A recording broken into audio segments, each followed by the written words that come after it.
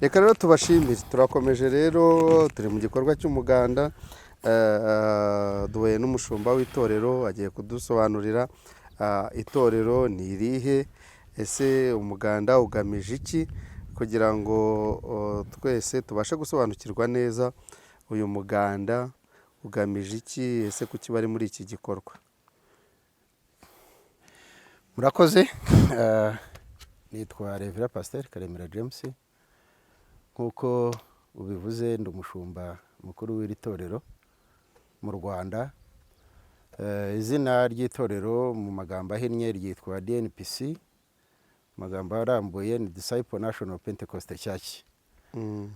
Ntabwo rimaze igihe kinini cyane mu gihugu cy'u Rwanda, kuko ni rimwe mu matorero mashya atangiye mu Rwanda, kandi aho twatangiriye ni kuri uyu musozi. Ngira ngo abakristo bahoze bavuga ni umusozi wa Kidudu. Ni umusozi w'umugisha, kuko twawuhamagaho n'Imana, kandi ku bushake bw'Imana irimo iradufasha kugira ibyo tugeraho by'ibikorwa remezo birimo urusengero n'ibindi bikorwa biteganyijwe byinshi, kugira ngo ukurikije uyu musozi wo hakurya nyirizina niyo santere ya Kidudu, urabona ko dusa naho twayitajeho gatoya twigira hirya, nk'uko leta ibitugiramo inama kutajya mu rucucike rw'abantu cyangwa se hagati mu ngo.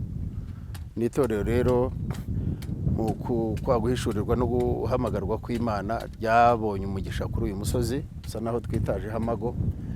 Rero uyu musozi wa Kidudu uri mu kagari mu mudugudu wa Rebero, umudugudu nyirizina ni Rebero, akagari ni aka Mukoyoyo, ni mu murenge wa Rwinkwavu. Kuva muri iriya santere no hirya yayo no kumanuka hasi kugera kuri kaburimbo ikomeza isa n'ijya kwagera cyangwa se isubira ku murenge Rwinkwavu, ni ahantu hari mu intera nini, hagati y'ibirometero 7 na 5 kugira ngo ugere hano. Impamvu rero nari ntanzeho urwo rugero ni uko kuva aho hantu no kugera ku yindi santere iri hirya nayo harimo hafi ibirometero nka 4 na 5 kugerayo.